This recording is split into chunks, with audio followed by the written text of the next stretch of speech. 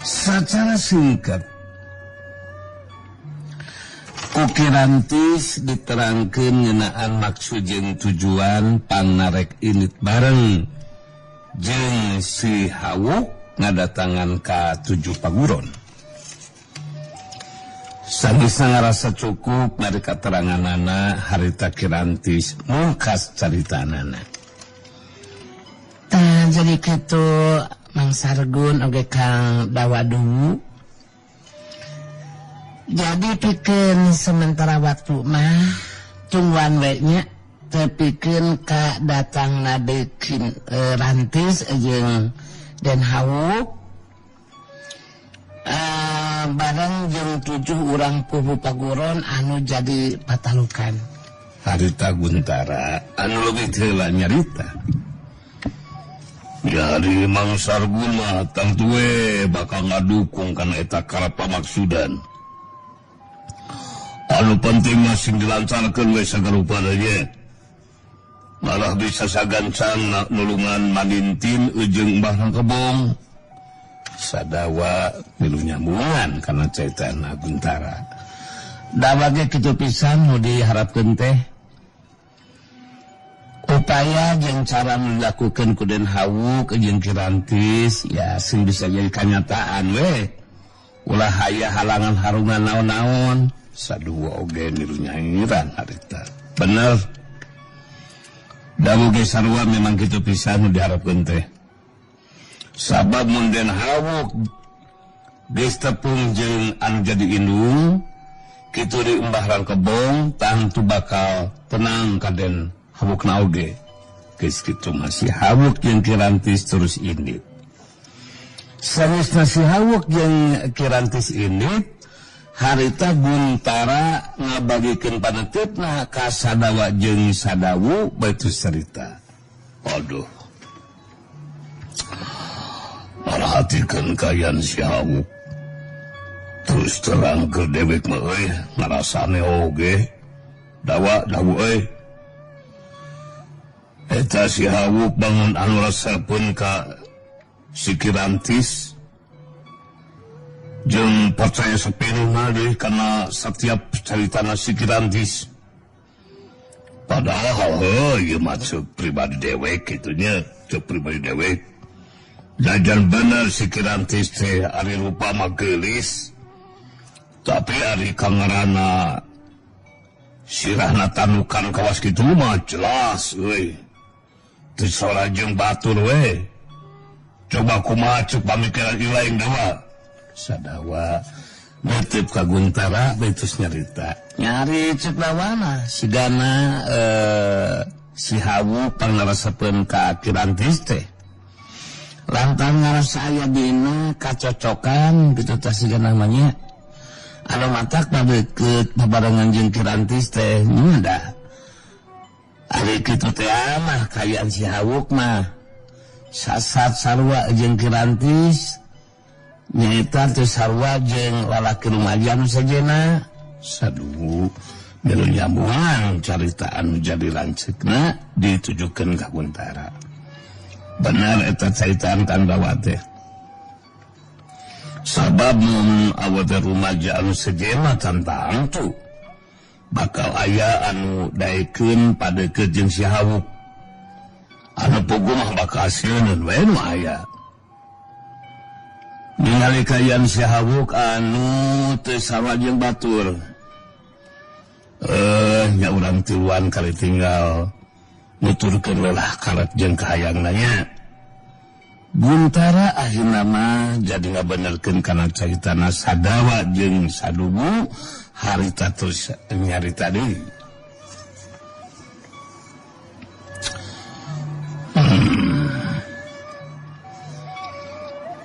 Memang aya benerna oge caritaan ilaing teh. Dawa dulu dewek geus teu kudu mikiran kayan si Hawuk jeung si Kirantis. Anu jelas mah urang tiluan boga harapan anu sarua. Sangkan dina waktu anu moal lila deui si Hawuk bisa ngawas aduhnya kajawaran. Sabab dewek boga kayakinan euy jago atau jawara anu ayeuna ke makalangan di dunia kajawaraan moal aya nu mampu lah nandingan si Hawuk anu geus ngawasa sapinuhna kakuatan ilmu danian pangagosuk mah kangaranan si Hawuk geus ngawasa dunia kajawaraan mah urang tiluan bisa jolang kahirupan anu senang dawa dulu ya dawa ge boga pamikiran teh memang kitu pisan anu matak urang tiluan kudu tetep bela satya marengan ka si Hawuk kudu tepikeun ka jucungna tong setengah-setengah heuh lah pokona mah kudu tepikeun ka jucungna bisa ngawasa dunia kajawaraan sedangkan di tempat sejen nang bule jeung Ki Petir katut manggali si Jawara idaman kitu deui hayang anu keur lumampah rek mulang ka kampung kahuripan harita upatanana ngadon ngalereunkeun heula ka cape Darno kaliung opatan di hanapeun tatangkalan di tempat anu rada anggang ti jalan anu keur disorang manggali si Jawara idaman harita keur nyarita ka Mang Bule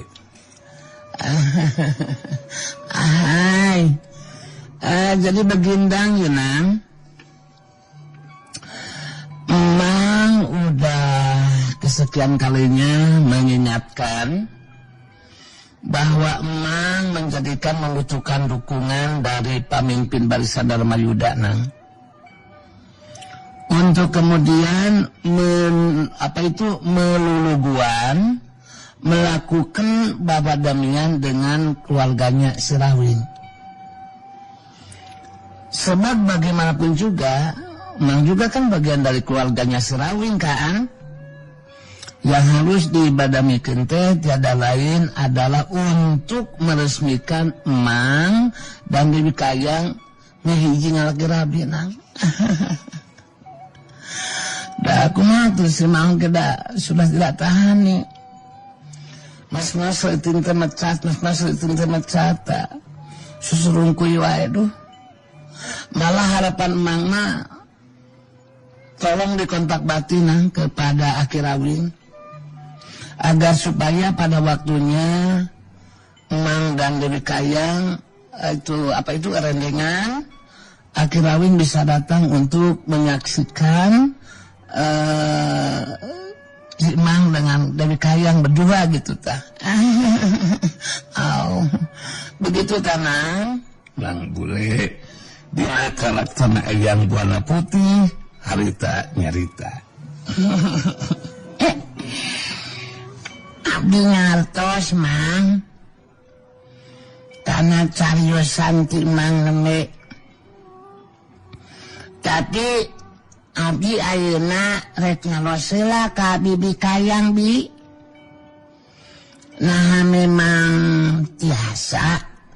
tiasanya tujuan gitu nah henteu asa kapaksa upami dugikeun ka Bibi Kayang ngalaki rabi ngahiji sareng pun Mang si Jawara idaman ieu mah supados jelas we henteu kaduhung ka dituna da pun Mang masa kitu buktina bi harita Dewi Kayang bari ibu terus ngawawar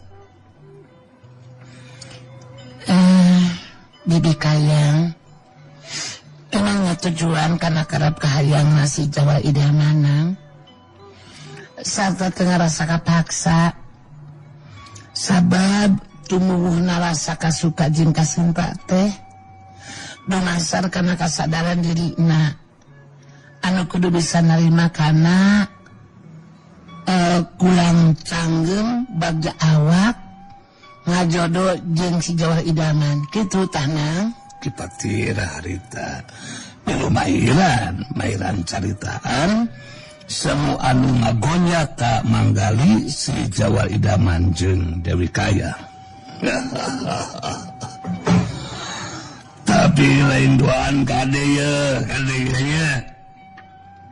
ulangan saukur mikirkeun jeung ngabayangkeun kasuka hate jeung kasenangan wungkulnya. Sabab lain duaan ge kudu siap narima kana cobaan. Anu sok rajin aya datang dina mangsana rumah tangga. Pang-pangda mah godaan kai lain kayang. Anu boga rupa gelis pangawa kanu sakitu sampulurna. Sabab teu mustahil aya laki sejen anu hayang ngarebut ilaing ti sejawara idaman gitu. Bari ngararet ka Dewi Kayang. Harita manggali sejawa idaman terus cerita. No, yes. Jadi begini, Nang ya. Emang menjadikan percaya sepenuhnya kepada Dewi Kayang, perbata hatiku si Demplu ya. Kekuatan kecintanya diikat oleh duriat yang kuat. Yang namanya duriat tidak akan meninggali rupa dan keadaan gitu Nang. Sebab kalau memang wajahnya sudah jelas emang teh goreng patutnya tidak seimbang dengan Dewi Kayang yang cantik gitu ya. Akan tetapi kalau memang sudah jodohnya gitu ya Nang ya, siapa yang akan bisa menghalangi gitu Nang. Artinya cinta Bibi Kayang kepada Emang itu memang cinta yang sejati gitu Nang. Nang bule geus repok ngomong tapi itu tulus sabab harita aya tilu cieun jalema anu tincurelat. Satu sambaran cukeun tangtunganana ti jauh di tempatna anu keur ngaleureuhkeun KCP. Jadi karena wandana jelas eta tilu jalma teh lain jalma biasa. Karena kajawaraan mah memang geus teu direk deui ka jago kolot anu nelah Kiban terang wajah dibarengan ku dua urang muridna. Lalaki jago ngora nelah Saloka, sedengkeun saurang deui jawara wanita anu masih kena ngora anu nelah Wigarti. Harita Kipetira jeung manggali anu leuwih heula celengkat nangtung. Saterusna manggali si Jawa idaman nu leuwih heula nyarita.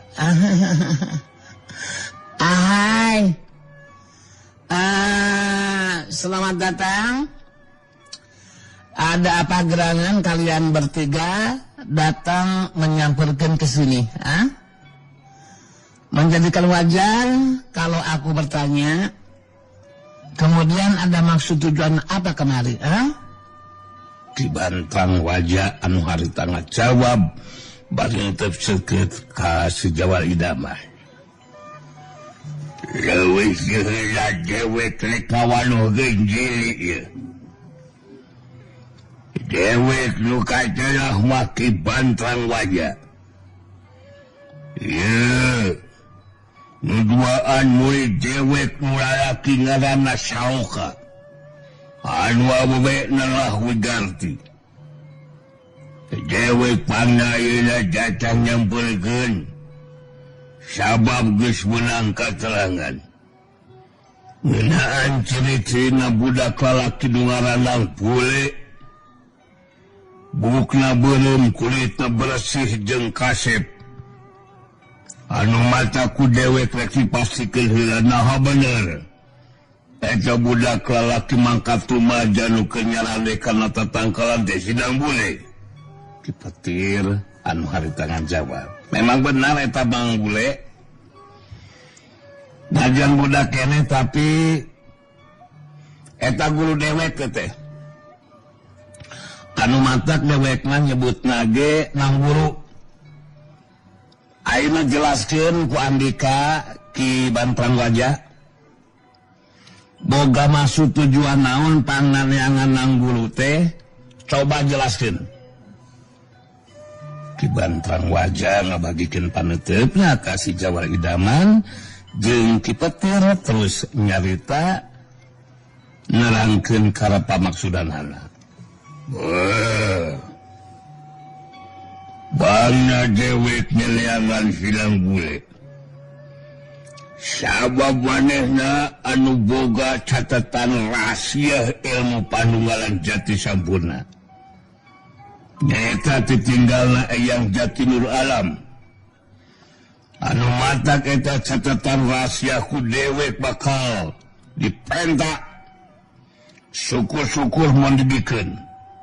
Mun teu dibikeun ku dewek bakal direbut secara paksa.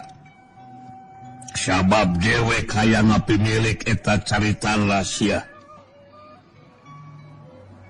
Manggali si Jawara Idaman harita tos nyarita deui.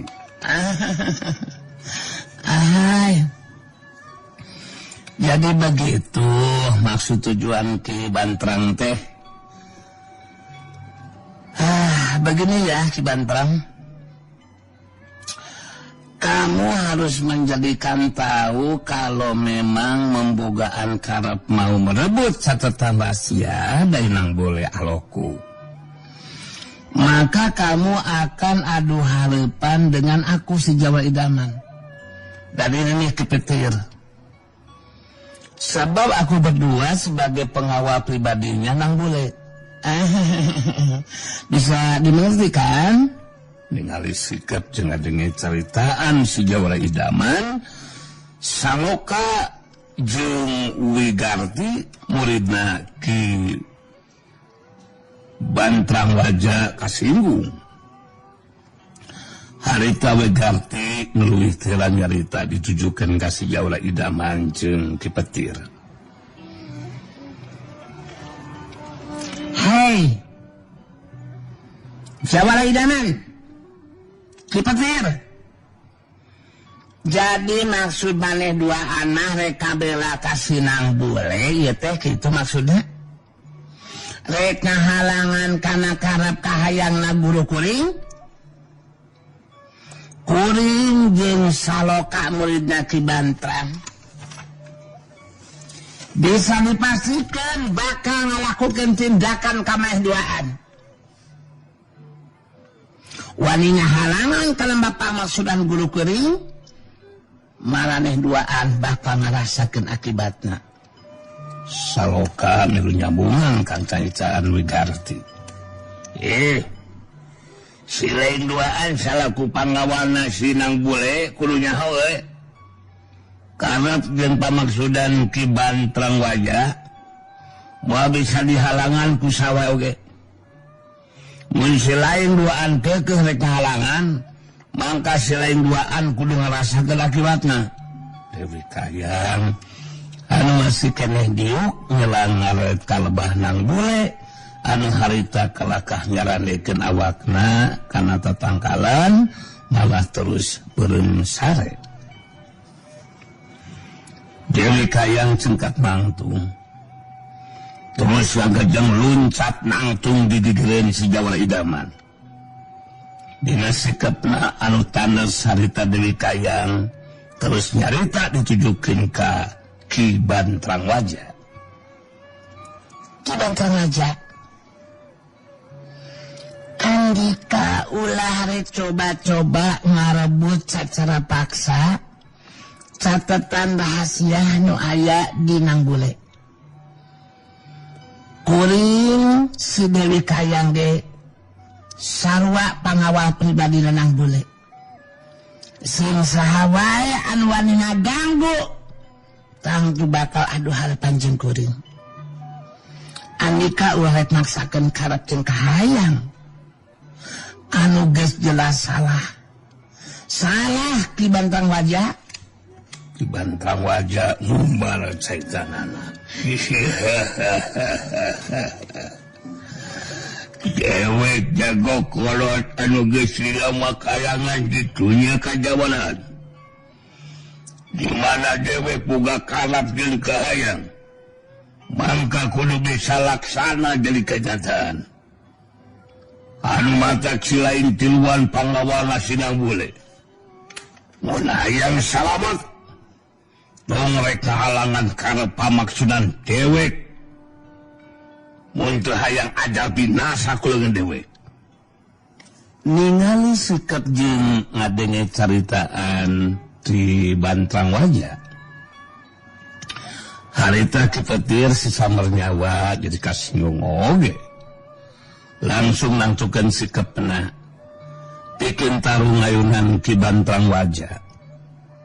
Harita kipetir langsung sirkeun panuteupna ka ki Bantrang Wajah letus nyarita. Bantrang Wajah.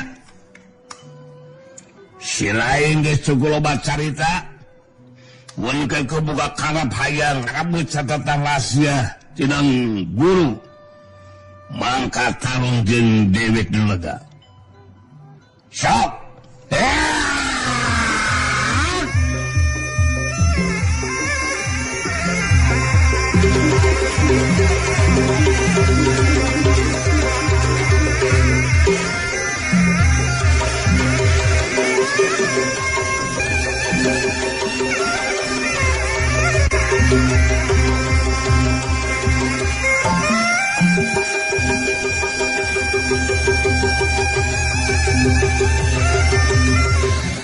Kipetir ngajorelat mudu ka tempat nu lega.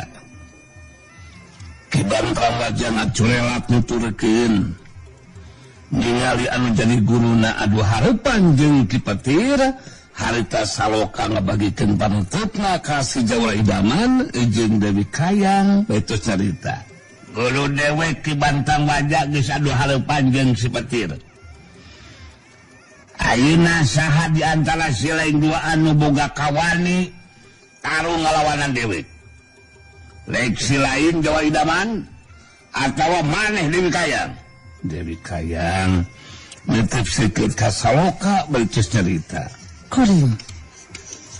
Kuring anu bakal tarung ngalawan Andika Saloka. Dinu lega tarungna.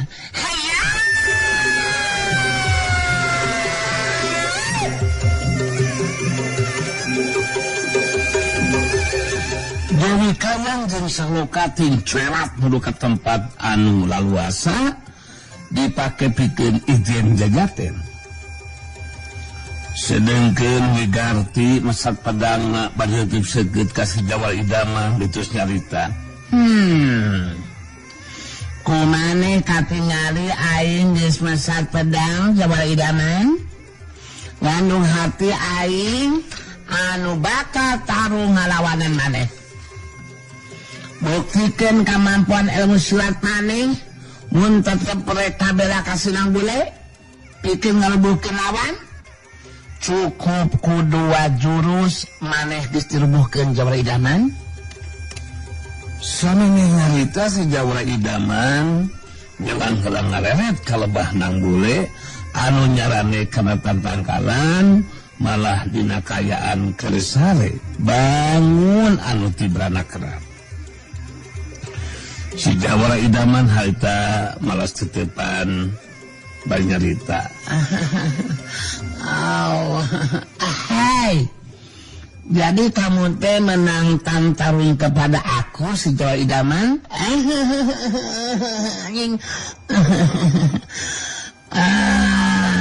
Siapa takut? Aku terima tawaran kamu, Wigarti. Ingat, kamu jangan menganggap enteng dulu kepada aku, si Jawara Idaman. Jangan meninggali keadaan aku seperti ini. Yang namanya kemampuan diri mah bukan dari penampilannya.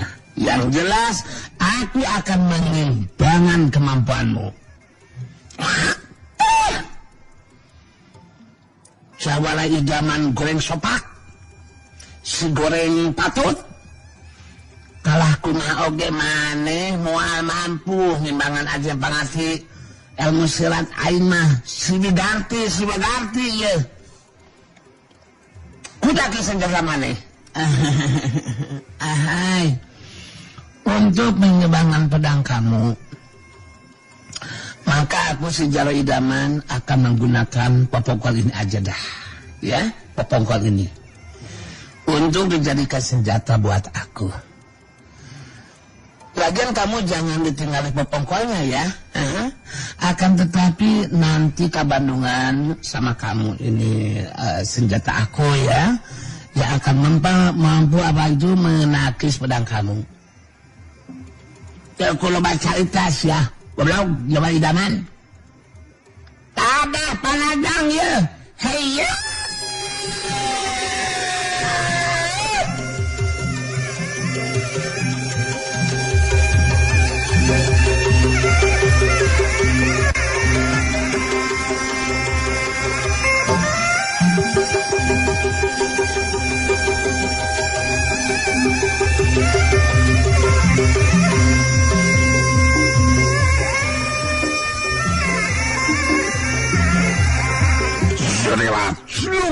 Wigarti maju narajang bari metakan pedangna ngarah kana anggota badan lawan, tapi rikat si Jawar idaman nimbangan panarajang lawan bari ngagirirkeun badanna ka gidir harita naki sabetan pedang anu ngarah kana dadana ku senjata papongkolna. Syuk selang Wigarti ngajari jeung tukang balukar kakuatan daya pangbendung nu jadi lawan. Lumangsung tarung jadi 3 bagian. Kipatir ngayunan Ki Bantrang Wajah, Dewi Kaya ngayunan Saloka, sedengkeun si Jawara idaman ngayunan Wigarti. Dina lumangsung eta tarung harita Kipatir ngajaga jarak nasangkan teu deukeuteung ka tempat lawan. Sabab bakal ngagunakeun kakuatan ilmu kilat Baja Dewa marengan kana kakuatan jarak jauhna. Ki Bantrang Wajah musirkeun perhatian keluji lawan bae nyarita di baleureung seuri.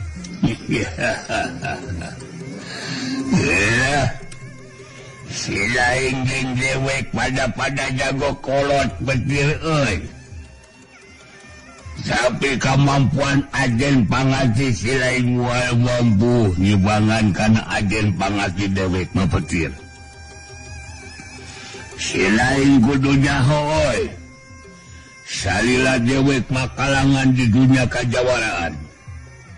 Ketika itu lawan ada binasa kuleun dewek. Kabehanana eueuh anu mampu nimbangan kekuatan ilmu tapak Wajah Wirawa. Ki Petir langsung ngalakukeun gerakan di tempat. Leungeun katuhuna didorongkeun ka hareup. Tanah kekuatan balajar dewek Bantrang Wajah. Ilmu kilat Baja Dewa.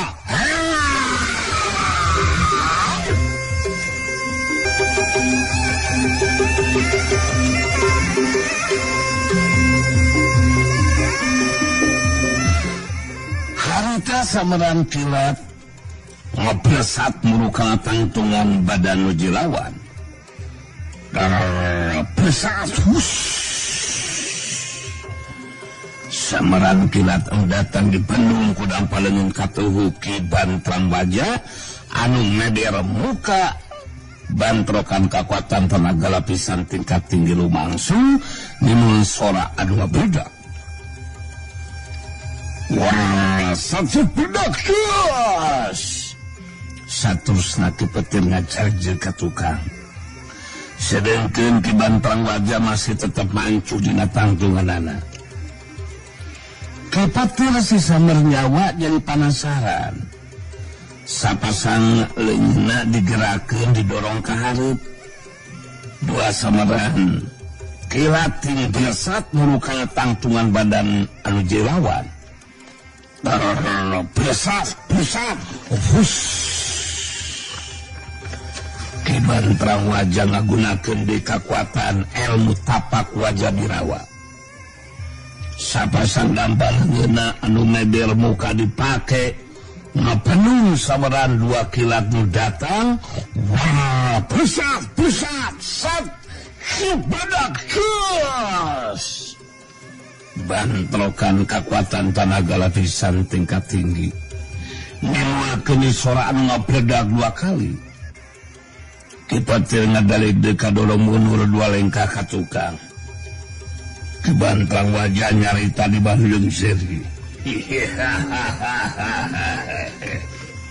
Ya, kekuatan ilmu kilat baca dewa hanya dengan karena kekuatan panajang jarak jauh si lain mampu diungkulan ku kekuatan ilmu tapak wakabirawa nu digunakan ku dewek petir anu madak si lain desa kudu maksakan maneh bikin nuliskan tarung leuwih hade si lain ngakue karena kaumulan nu dilawan ku cara kitu si lain moal tepikeun kangaranapan ajal binasa ku leungeun dewek petir kitu teh beuki bedah amarahna harita terus nyarita deui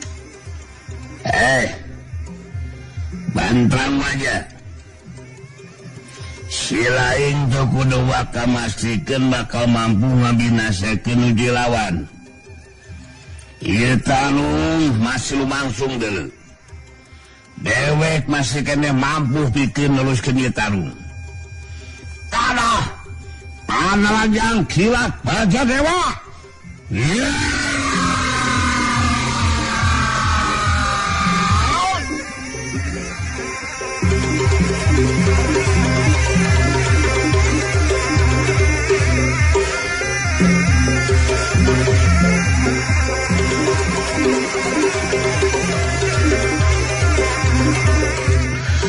Kapetir langsung ngagerakeun sapasang leungeunna. Dua kali didorongkeun ka hareup, opat sameran kilatin pelesat mulu kana tangtungan badan lawan. War pelesat. Bersasas.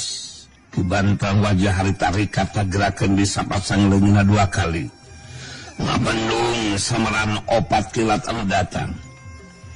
Wah, besar kekuatan tenaga lapisan tingkat tinggi kibantang wajah nu dibarengan ku kekuatan ilmu tapak wajah birawa mampu ngungkulan opat samberan kilatu datang.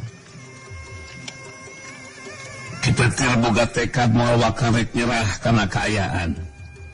Harita nentukeun sikapna pikeun ngalakukeun tarung langsung.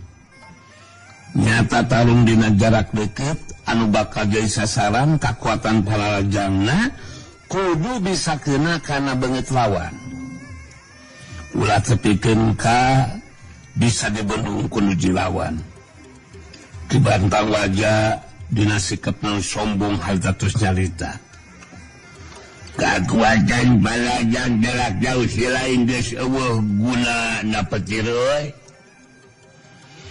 kumaha ayeuna kacak si lain mun masih kene panasaran sateuh muntu pikeun neluskeun tarung gunakeun kekuatan panajang si lain anu panghebatna euy sabab kali kekuatan panajang jarak jauh si lain bener-bener lemah petir euy lemah eueuh guna dipake tarung ngalawan dewek mah euy kipetir geus coba dicarita harita maju narajang ngagunakeun ilmu pangenteng badan jeung kekuatan tenaga lawan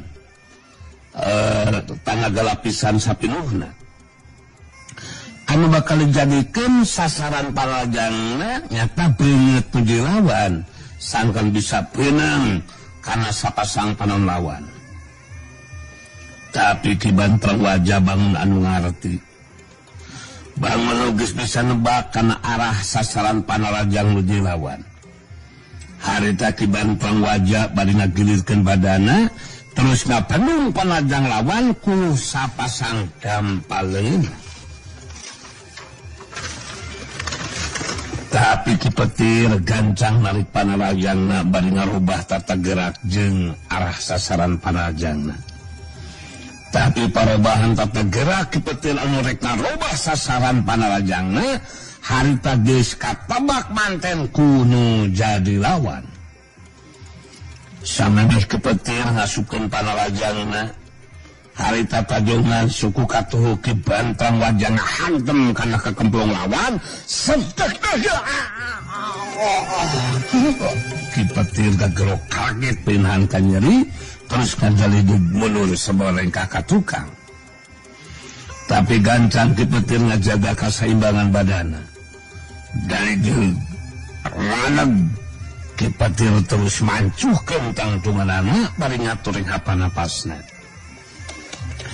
Ki Petir nyelang ngaret ka lebah tempat tarungna mangkali si Jawa idaman anu ngayunan Wigarti muridna Ki Bantrang Wajah. Anu ngagunakeun senjata pedangna.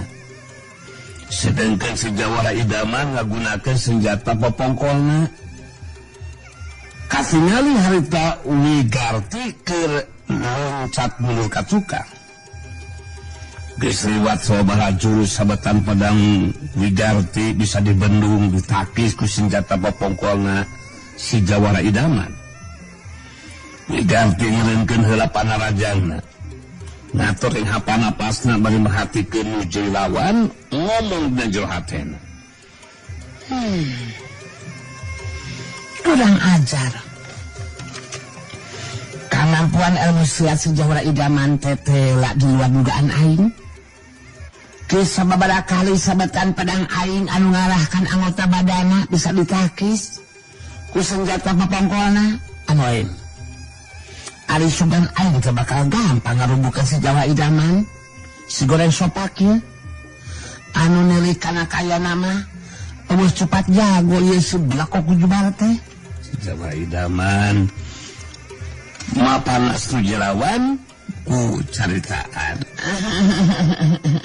Ahai, sudah lewat sabaraha jurus nih Wigarti ya. Akan tetapi sabetan pedang kamu ternyata belum sekali-kali acan yang bisa kena pada anggota badanku. Bagi aku, si Jawa idaman sudah tidak kaget lagi dah. Sebab kamu membogaan tekad untuk membinasakan lawan kan? Ya kan? Ya? Sedangkan aku, si Jawa idaman, enggak. Jelas sudah membogaan tekad untuk menandasa kepada sesama. Upaya yang aku lakukan adalah membela diri saja gitu ya. Wigarti ngawangun di pasangan nutup seket kalau dilawan baik terus cerita. Mane tong wakaboga anggapan geus menang angin sa Jawara idaman. Dina panarajang aing anu saterusna bisa dipastikan sabatan pedang aing bakal kenakan anggota badan manusia. Urang teruskan sataruna heya.